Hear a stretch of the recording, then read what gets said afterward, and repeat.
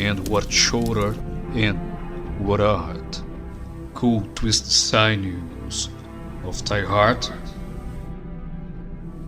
And when thy heart began to beat, what dread hand and what dread feet?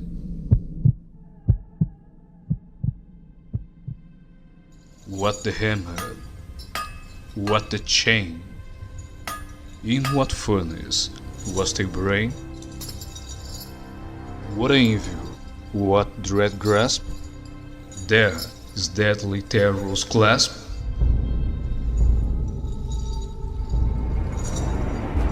When the stars threw down their spears and watered heaven with their tears, did he smile his work to see? Did who made the lamp make tea?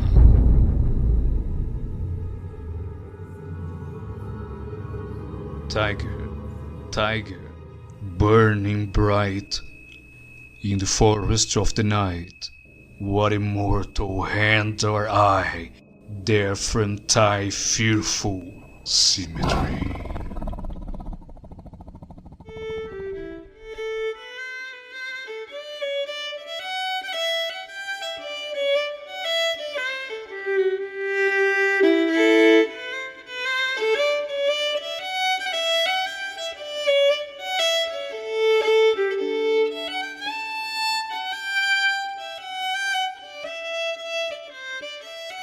Saudações, meus caros ouvintes, está começando o quarto programa do podcast Taverna do Lugar Nenhum. Meu nome é Gabriel Vince e neste programa eu vou falar um pouco sobre o poeta e pintor inglês William Blake e especialmente a sua visão sobre sexo, numa interpretação ancorada na visão da ensaísta, analista cultural e crítica de arte Camille Paglia, que é para mim uma das figuras intelectuais mais relevantes da atualidade. Então vamos lá.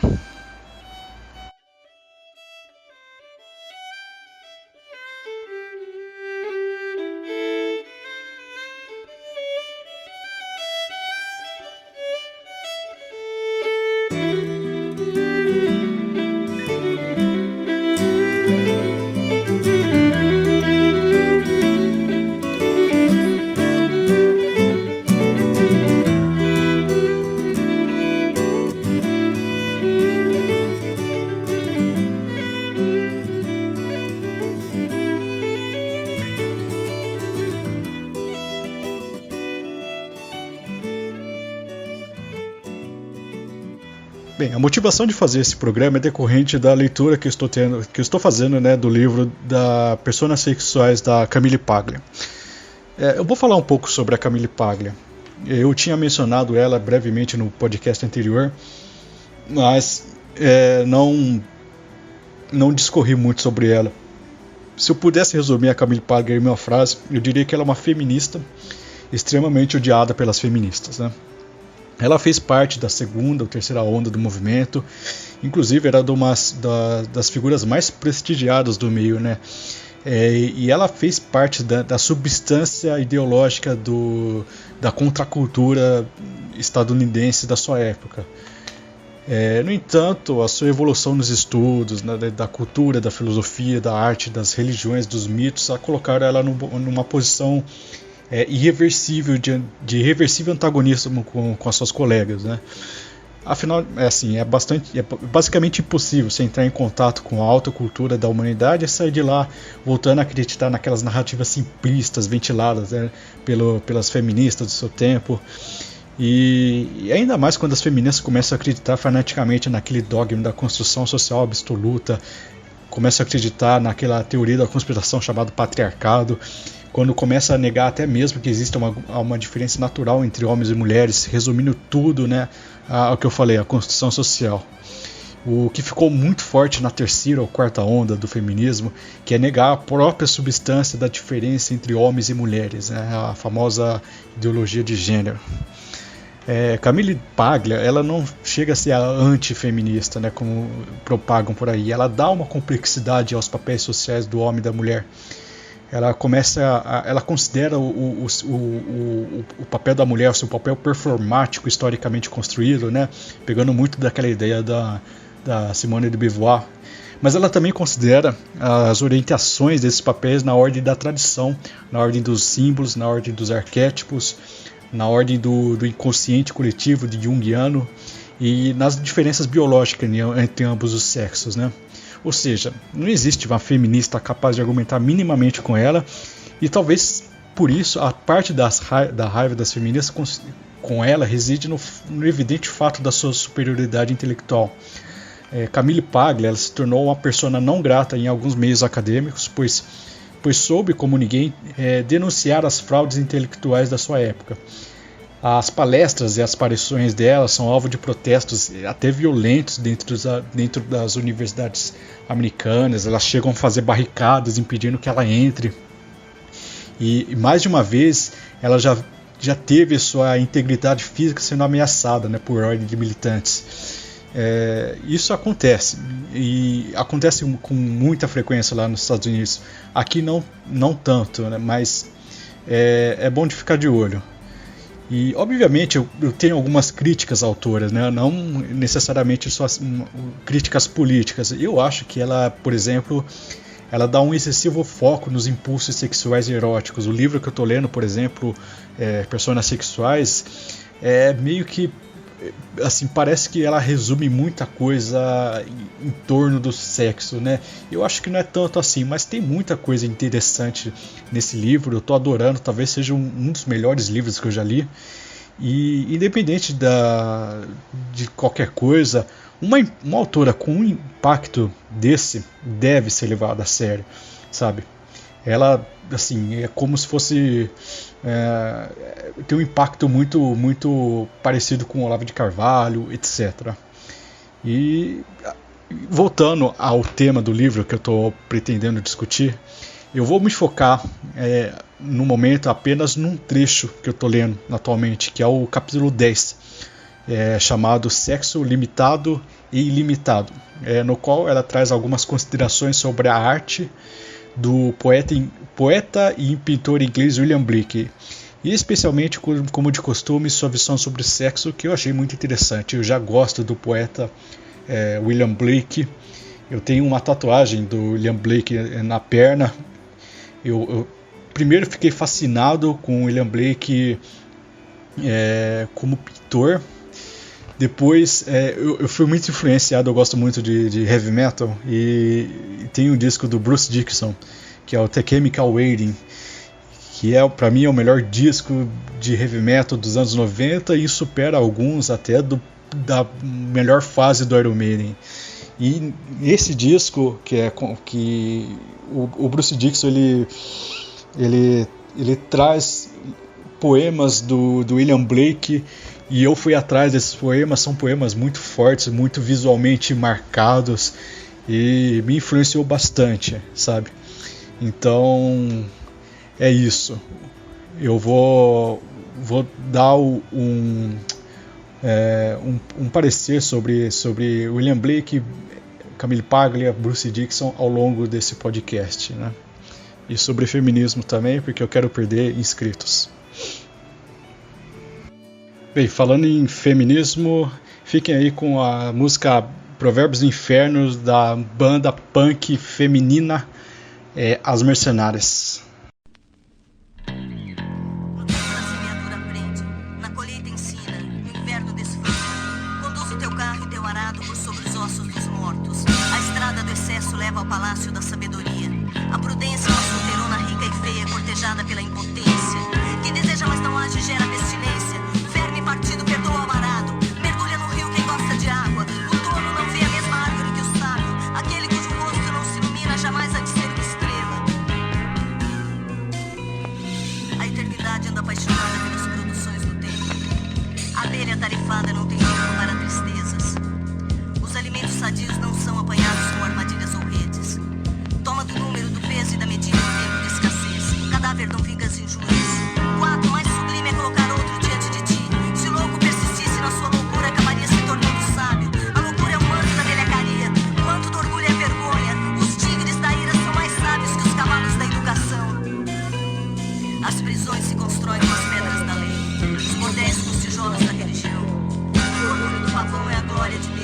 A luxúria do bode é a bondade de Deus. A fúria do leão é a sabedoria de Deus. A nudez da mulher é a obra de Deus. O rugir dos leões, o uivar dos lobos, o furor do mar tempestuoso e a espada destruidora são fragmentos de eternidade grandes demais para os olhos humanos. A raposa condena a armadilha, não a si própria. Os júbilos fecundam, as tristezas geram. O homem é a pele do leão, a mulher é a lã da ovelha. A aranha é uma teia, o homem é amizade. O que hoje se prova, outrora era apenas imaginado. A ratazana, o camundongo, a raposa e o coelho olham as raízes. O leão, o tigre, o cavalo, o elefante olham os frutos. A cisterna contém a fonte derrama. Um só pensamento preenche a imensidão.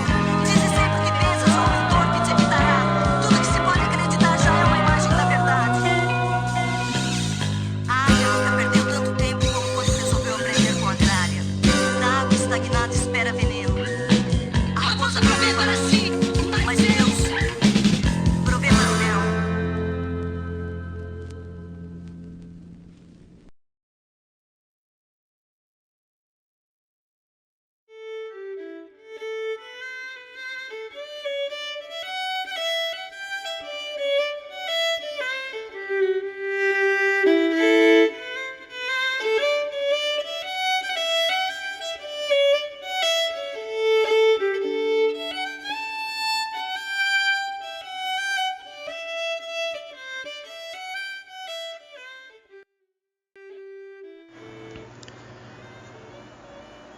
As prisões se constroem com as pedras da lei e os bordéis com os tijolos da religião. Meu amigo, esse aqui é o nosso querido William Blake, né? Um cara que consegue fazer imagens de palavras como ninguém, né? Bem, continuando aqui nossa conversa, nosso bate-papo, meu monólogo, né, na verdade. Voltando à questão das personas sexuais e o que a Camille Paglia tem a dizer sobre William Blake e a sua visão de sexo. Primeiro, o que a Camille Paglia tem a dizer sobre William Blake, né? Ela considera que a excêntrica psicologia de William Blake vem do fato de ele ser uma mistura de artista com profeta hebreu. Ele é um poeta-profeta. William Blake ele rejeita a literatura greco-romana e exalta a Bíblia de alguma forma. A personalidade clássica, em contraste com a personalidade bíblica, onde os indivíduos são inseparáveis dos seus atos, é uma projeção teatral do ego, segundo ela. William Blake ele busca as raízes hebraicas do caráter, moldada a ferro e fogo, né? Especialmente pela história de exílios, escravidão e violência do povo judeu, e tenta derrubar a persona pictórica teatral clássica.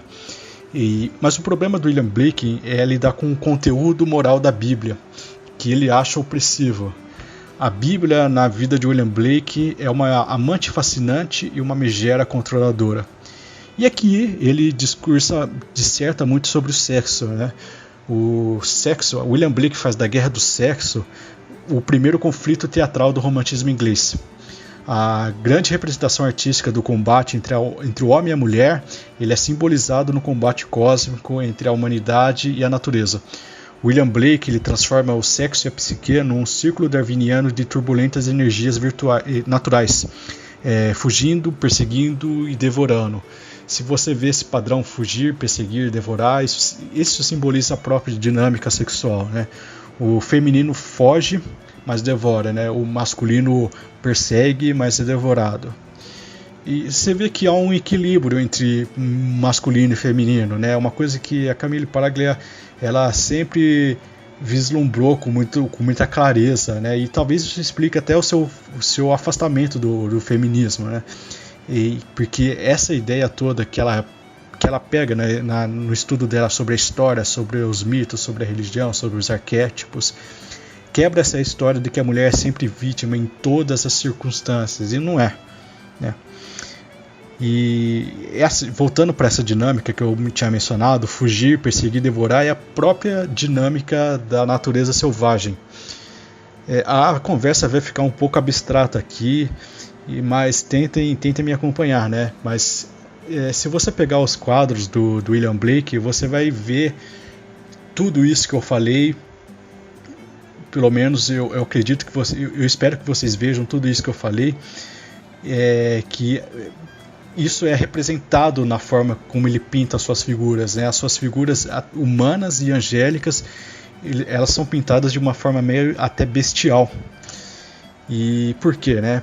Em suas pinturas há sempre uma musculatura bruta e muito grotesca nos corpos, né? Não há uma única figura em suas pinturas que não sejam extremamente corpulentas. Até as figuras femininas mais delicadas, elas são extremamente corpulentas. E por que isso acontece, né? E por que isso é tão relacionado com sexo e por que isso importa tanto pro William Blake? É por causa de uma ideia que o William Blake tem sobre a idealização do sexo, né? Quanto mais se idealiza o sexo, quanto mais se espera do sexo, menos ele é capaz de proporcionar. Isso é uma verdade que qualquer psicólogo pode falar para você.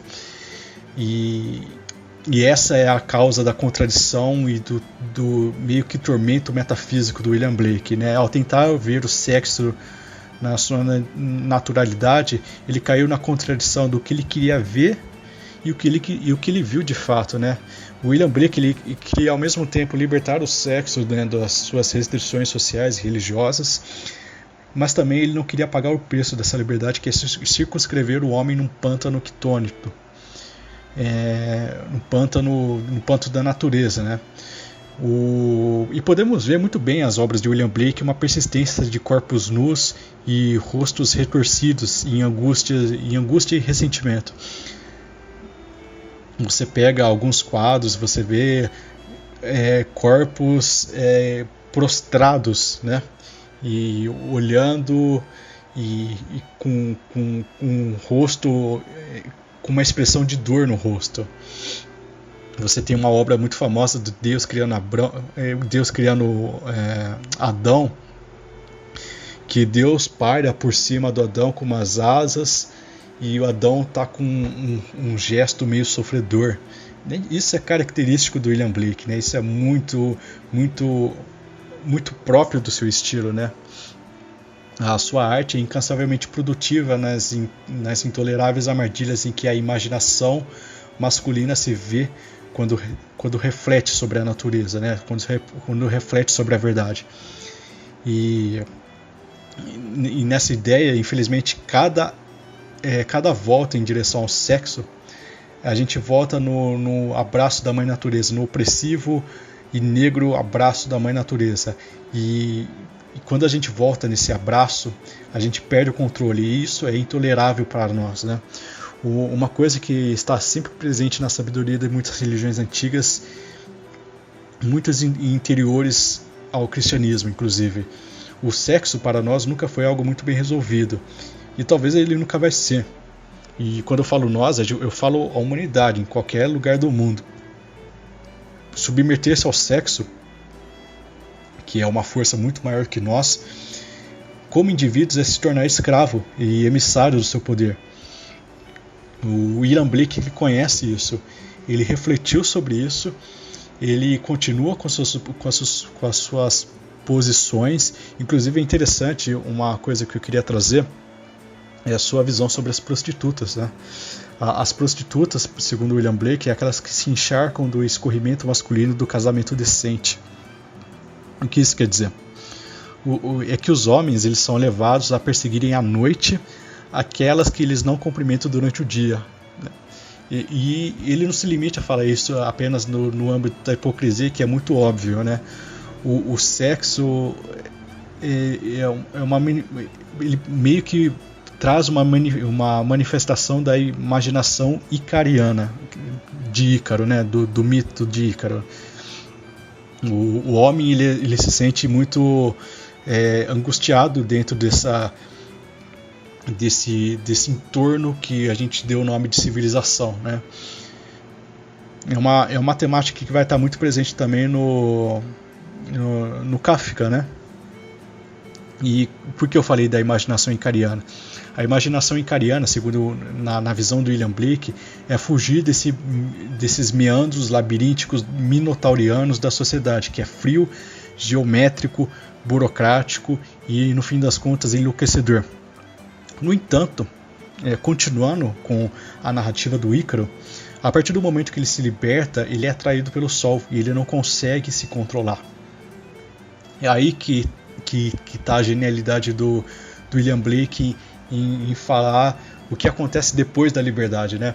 O Ícaro é atraído pelo sol e morre ao tentar voar mais. E é interessante que o Ícaro ele não consegue, ele é hipnotizado pelo sol, ele é atraído pelo sol. É o desejo de liberdade que meio que passa do limite do tolerável. E ele morre, e ele cai, né? E assim como o homem que se liberta é o homem que cai também. A natureza, segundo o William Blake, é um útero que gera vida, que nos atrai, e também é a tumba que nos engole. É a terra que cobre o nosso corpo, o nosso cadáver. E essa imagem é muito forte, é muito presente em toda a obra do William Blake.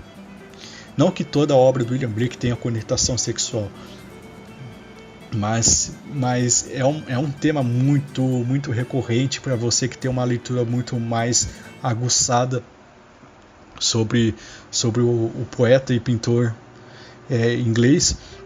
E cabe aqui a reflexão da Camille Paglia, que é muito interessante, sobre todo esse universo blakeano, né? Dessa natureza que é ao mesmo tempo útero e tumba, né? E para ilustrar essa ambiguidade própria do William Blake, essa contradição, essa ambiguidade própria do universo do pensamento blakeano, aqui vai mais uma música, como eu comentei no começo, né, do Bruce Dickinson, a respeito da obra de William Blake, chamada Gates of Urizen. Urizen entenda-se como Deus, os portões de Deus. Deus sempre sendo visto como uma figura muito fascinante e ao mesmo tempo muito, muito opressiva, segundo a visão do William Blake. E é uma música belíssima. O Bruce Dickinson faz uma composição baseada na metafísica blakeana, nos poemas do William Blake. Ele faz uma coisa muito original que nunca tinha sido feito no heavy metal antes. O Bruce Dickinson intelectualizou muito o heavy metal, né? Então fiquem aí com Gates of Rise, essa belíssima canção do disco The Chemical Wedding.